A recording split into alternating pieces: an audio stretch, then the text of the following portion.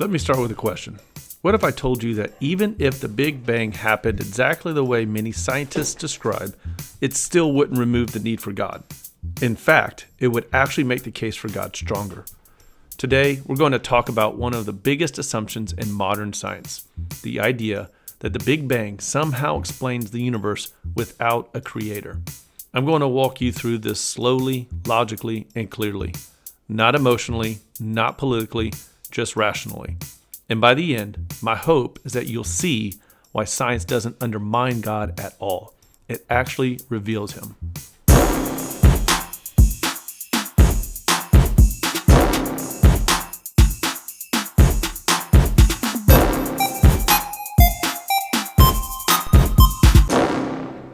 Welcome to It Makes Sense, the podcast where we explore how the Christian worldview makes the most sense of life in the universe. Now, let me say this right out the gate. I'm actually skeptical of the Big Bang Theory, not because the Bible contradicts it. God can create however he wants, but because the theory raises more questions than it answers. But today I want to do something important. I want to grant the Big Bang for the sake of argument. Let's assume it happened exactly as described. Time begins, space expands, energy appears, matter forms. Okay, fine. Here's the problem. The Big Bang doesn't explain itself, and that's where the real conversation begins. Before a scientist ever runs an experiment, before they write an equation, before they peer through a telescope, certain things must already be true. For example, the universe must be real. Nature must be orderly. Laws of physics must exist. Those laws must be consistent as well. Mathematics must work, logic must hold, human minds must be reliable, truth must matter, and honesty must be morally required. None of those things are proven by science. Science actually depends on them.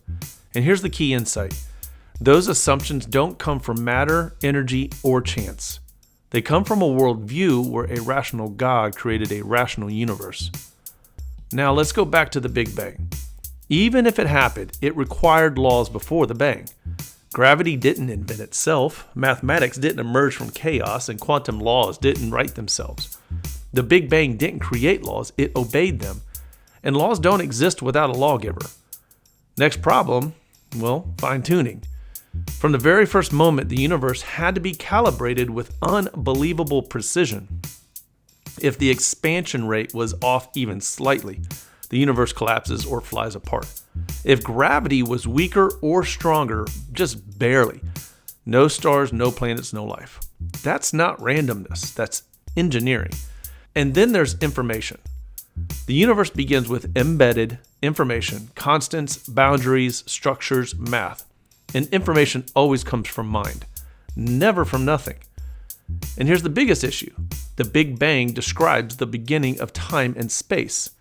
So whatever caused it must be timeless, spaceless, immaterial, powerful, and intentional. You can't get time from no time. You can't get space from no space, and you can't get something from nothing. That doesn't describe the universe. That describes God. One more thing that often gets overlooked. Why can we understand the universe? Why can human minds grasp cosmic origins, physics, and mathematics? If our brains are just survival machines shaped by blind evolution, why trust them to discover truth? Christianity actually has a great answer. We can reason because we are made in the image of a rational creator. A rational God made a rational universe and rational beings to explore it. At this point, some people try one last move. They say, maybe there are countless universes. We just got lucky. But the multiverse doesn't solve the problem. It makes it worse. Because now you need laws governing all universes, a mechanism producing those universes, fine-tuning at the meta level, information controlling the system. A multiverse doesn't eliminate design, it multiplies it. You don't escape a designer by adding more design to it. So here's the bottom line.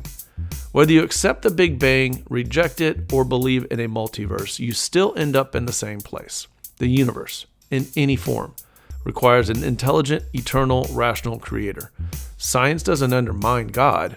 It presupposes him. It depends on him. And the deeper we go, the clearer that becomes. As Scripture says, the heavens declare the glory of God. They always have.